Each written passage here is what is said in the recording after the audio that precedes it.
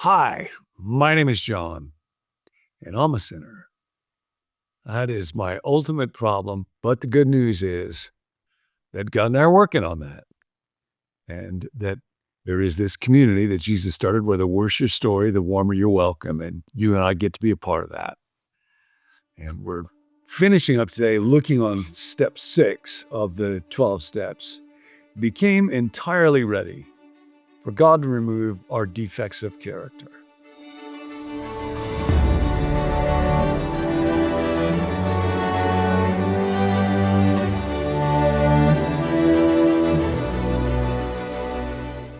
Now, in biblical terms, the removal of defects of character is called sanctification.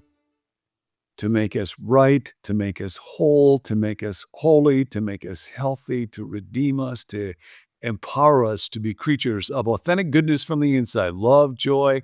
It's a word unfortunately gets associated with sanctimonious and lots of stuff that we don't like, but it is the ultimate redemption of a human life. It is the only thing actually that can make a person have a meaningful, whole, satisfying, and good life. And it is God's work. I can't do this myself.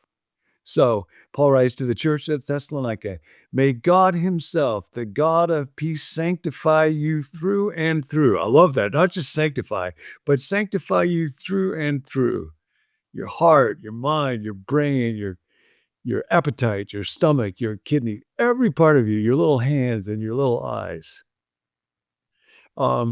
We need this because right now we are unsanctified. We got real problems. And then we get defensive about that. So we are not entirely ready to have those defects removed. And we start challenging people if they call us on them. I remember being in a church back in the Midwest years ago where there was an argument going on and uh, somebody had clearly been engaged in wrong actions, but when another person tried to call him on it, he got real huffy and said, are you trying to question my character? And the correct answer would be, that's exactly right. Because that's just what is needed. That's what's needed for me is someone to question my character. And our spirits get all prickly around this stuff. There's a wonderful little passage in this book, 12 Steps and 12 Traditions, talking about what we're looking at right now. Let's ponder the need for a list of the more glaring personality defects all of us have in varying degrees. To those having religious training, such a list would set forth serious violations of moral principles. Some others will think of this as a list of defects of character. Others will call it an index of maladjustments. Some people might prefer the term ways in which I have been the victim of systemic injustice. Some will be quite annoyed if there's talk about immorality, let alone sin. But all who are in the least reasonable will agree upon one point. There is plenty wrong with us. All of that. There is plenty wrong with us, and it's going to have to be worked on if we're going to be able to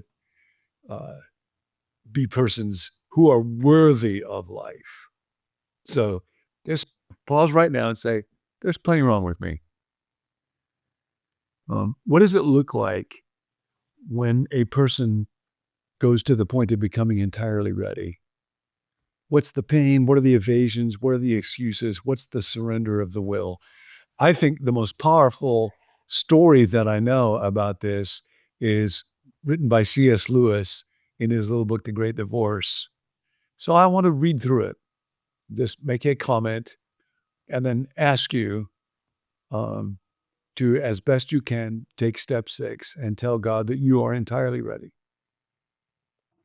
This is a very gripping fictional dramatic encounter. A Great Divorce is a story of people who have been living in a kind of hellish twilight gray community. They're given a chance to go to the mountains, the foothills of the place where God is, of life together with God, of the kingdom. And they all face battles, letting go of their character defects, becoming entirely ready.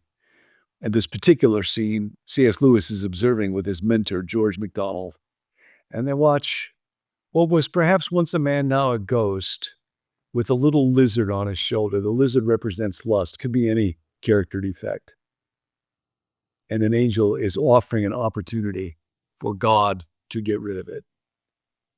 And the ghost has decided, not going to happen. Not entirely ready. Think I'll go back down to that twilight gray, tiny, miserable little hovel. And the angel asks, off so soon? Yes, I'm off, said the ghost. Thanks for all your hospitality, but it's no good, you see. I told this little chap, here he indicated the lizard, he'd have to be quiet if he came, which he insisted on doing. Of course, his stuff won't do you, I realize that. But he won't stop. I shall just have to go home. Would you like me to make him quiet? Said the flaming spirit, an angel as I now understood. Of course I would, said the ghost. Then I will kill him, said the angel, taking a step forward. Oh, look out, you're burning me. Keep away, said the ghost, retreating. Don't you want him killed? You didn't say anything about killing him at first. I hardly meant to bother you with anything so drastic as that. It's the only way, said the angel, whose burning hands were now very close to the lizard. Shall I kill it? Well, that's a further question. I'm quite open to consider it, but it's a new point, isn't it? I mean, for the moment, I was only thinking about silencing it because up here, well, it's so damned embarrassing. May I kill it? Well, there's time to discuss that later. There is no time. May I kill it? Please, I never meant to be such a nuisance. Please, really, don't bother. Look, it's gone to sleep of its own accord. I'm sure it'll be all right now. Thanks ever so much. May I kill it? Honestly, I don't think there's the slightest necessity for that now. I'm sure I'll be able to keep it in order now. I think the gradual process would be far better than killing it. The gradual process is of no use at all. Don't you think so? Well, I'll think over what you said very carefully. I honestly will. In fact, I'd let you kill it now, but as a matter of fact, I'm not feeling frightfully well today. It would be silly to do it now. I'd need to be in good health for the operation. Some other day, perhaps. There is no other day. All days are present now. Get back. You're burning me. How can I tell you to kill it? You'd kill me if you did. It is not so. Why, you're hurting me now. I never said I wouldn't hurt you. I said it wouldn't kill you. Oh, I know, you think I'm a coward, but it isn't that. Really, it isn't. Let me run back by tonight's bus and get an opinion from my own doctor. I'll come again first moment I can. This moment contains all moments. Why are you torturing me? You are jeering at me. How can I let you tear me to pieces? If you wanted to help me, why didn't you just kill the damn thing without asking me before I knew? It would be all over now if you had. I cannot kill it against your will. It is impossible. Have I your permission? The angel's hands were almost closed on the lizard, but not quite. Then the lizard began chattering to the ghost so loud that even I could hear what it was saying.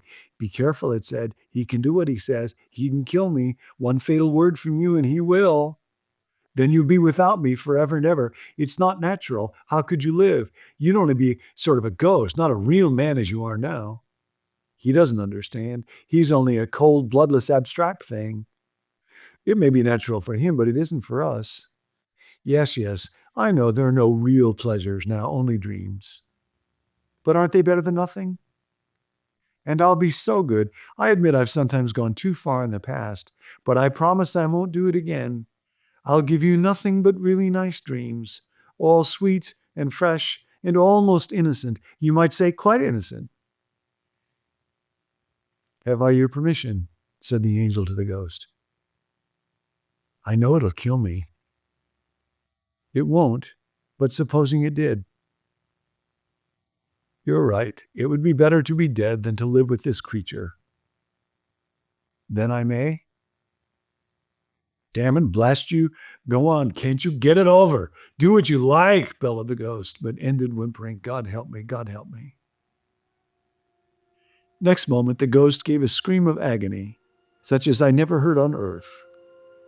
The burning one closed his crimson grip on the reptile, twisted it while it bit and writhed, and then flung it, broken-backed, on the turf. And it appears that both it and the ghost are dead.